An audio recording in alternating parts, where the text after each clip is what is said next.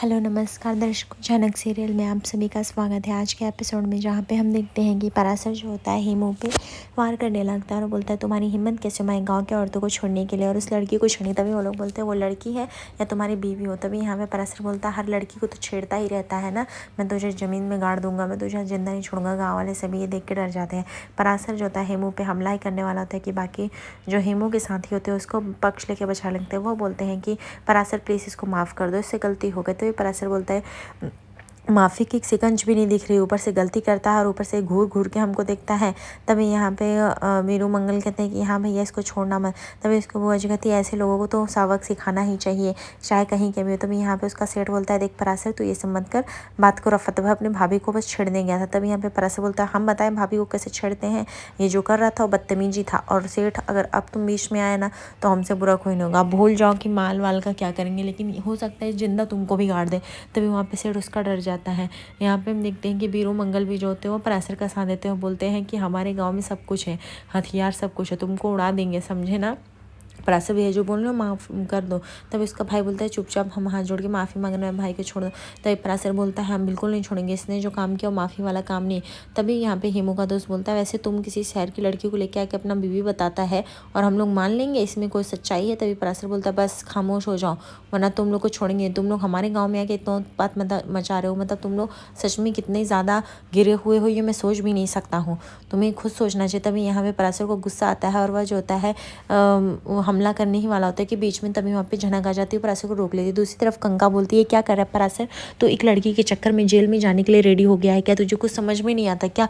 अरे तू तो मार देगा, फिर ये गाँव के आदमी हमको छोड़ेंगे क्या, किसी औरत को छोड़ेंगे, किसी लड़की को छोड़ेंगे।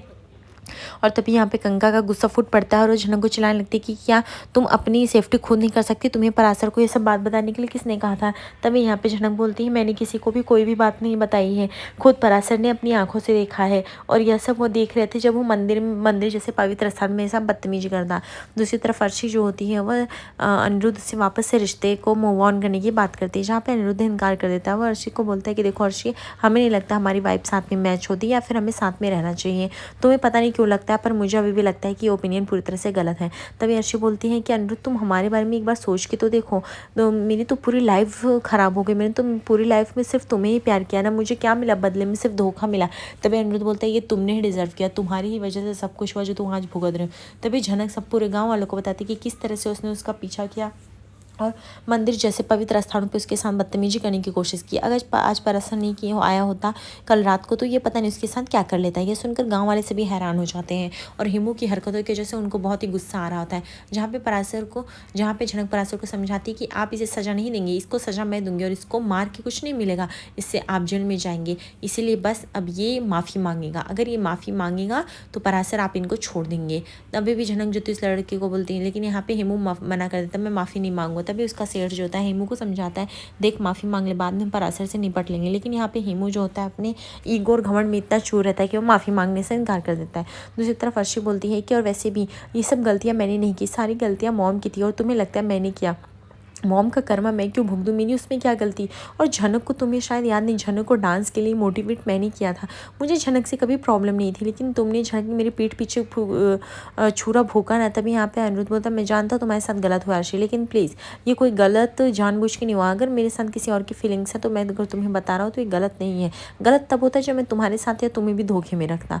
दूसरी तरफ हम देखते हैं कि यहाँ पे लालन काम के लिए निकल रहा होता है। तभी वो देखता है कि अप्पू इतनी देर तक सो रही। तभी यहाँ पे लालन बोलता है कि अप्पू आज तो उठेगी नहीं क्या, कितनी देर से सो रही है, लाल उठना अप्पू। तभी वो देखते हैं कि अप्पू का शरीर ठंडा पड़ गया और घर में चिल्लाहट मचा देता है माँ माँ।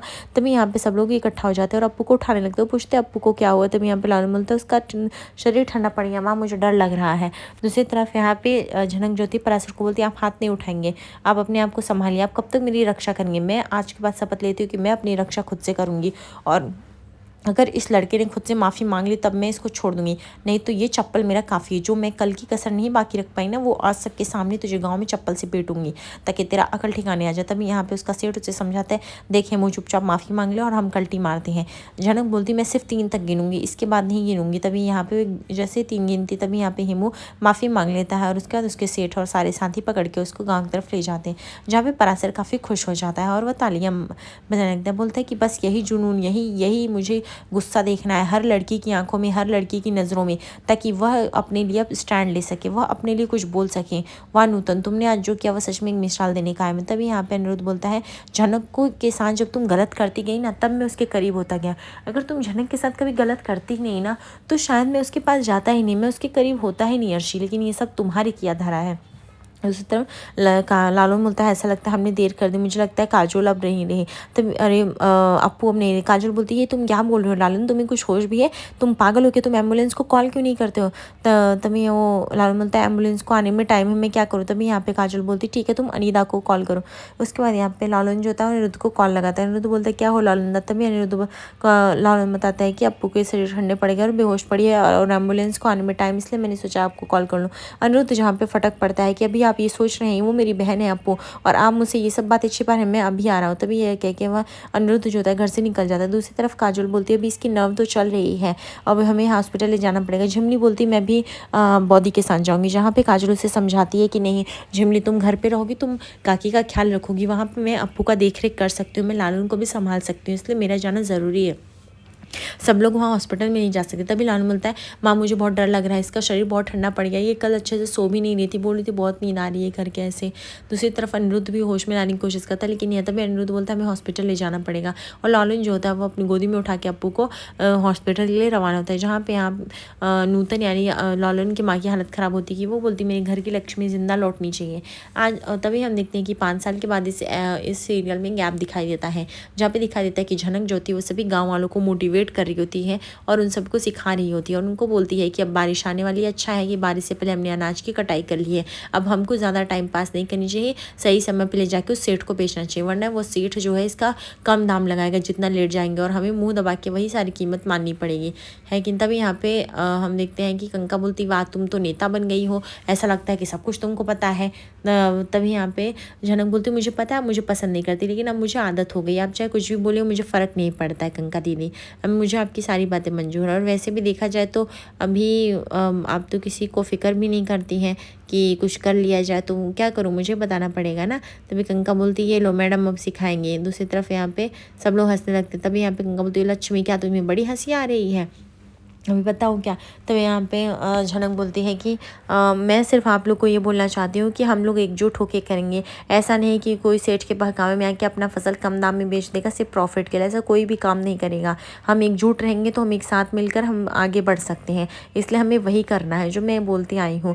आज तक इस गाँव में कभी कोई सेठ जी के सामने अपना मुँह भी खोल पाता था, उठा पाता था, लेकिन ये सब संभव हुआ है क्यों? क्योंकि मैंने जब से मुँह खोलना सिखाया, आप लोगों को बोलना सिखाया, आप लोग के ज़मीर के लिए, तभी आप लोग ये सब कर सकते हैं। तभी यहाँ पे कंका बोलती ये लो ये नेताजी भाषण दे रहे हैं और हमें भाषण पे अमल करने ने कौन बताया कि ये गाँव है, ऐसे नहीं चलता। तभी यहाँ पे झनक बोलती है ऐसा कुछ भी नहीं है कि उस सेठ की वजह से हमारा घर चलता है, ये हमें नहीं मानना चाहिए, ज़िंदगी चलती है, हम उसे बदले में फसल देते हैं जो हम धूप में मेहनत करते हैं और वह कम दाम में हमें देता है और उसको भारी दाम में शहर में बेचता है। खैर हमें उस पर नोटिस नहीं करना चाहिए क्योंकि वो उस अपना धंधा किस तरीके से करता है हमें उससे कोई लेना देना नहीं, लेकिन हाँ अगर हमें मुनाफा नहीं होगा तो इससे लेना देना है। इसलिए सही समय पे फसल पैक हो चुकी है, अब तुम लोग चलो, सब लोग सेठ जी के यहाँ और मंगल बीरू तुम लोग भी चलो, फटाफट चलते हैं और हम सेठ जी से वसूलाई करके आते हैं। तभी अब मंगलवीर बोलते हैं हाँ भौजी चलते। तभी नूतन बोलते हैं बस भौजी भौजी नहीं करना है, काम भी करना है, हम देख रहे हैं कि तुम लोग कुछ काम नहीं करते हो जो कि सही नहीं। पराशर तो पूरा दिन गायब ही रहते हैं, आप लोग को तो पता है उनका कुछ और काम ही चलता है।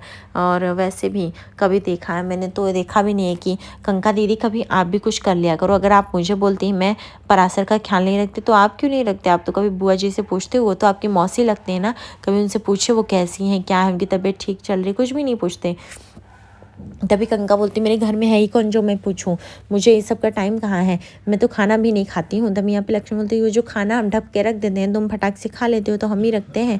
तभी यहाँ पे कंका बोलते हैं अच्छा तुम्हें बहुत बोली आ रही। तभी झनक बोलते हैं कि कंका दीदी बात चाहे जो आप मुझे पसंद नहीं करती, मुझे बात पता है, लेकिन आपको फिर भी सोचना पड़ेगा ना। एटलीस्ट आप बुआ जी से तो बात कर सकती हैं, बुआ जी से पूछे कभी क्या मेरे हाथ के उन्हें खाने बुरे लगते हैं या फिर कुछ मैं उनका ध्यान नहीं रख पाती मुझे, क्योंकि ये सब करना अच्छा लगता है इसलिए। तभी दूसरी तरफ कंका की सहेली बोलती है कि नूतन एक काम कर एक बात बताओ, तुम और पराशर एक साथ क्यों नहीं रहते हो? पराशर पूरा रात भर गायब रहता है, पता नहीं काम के सिलसिले में कहाँ जाता है। तुम लोग साथ में क्यों नहीं रहते हो पति पत्नी होके?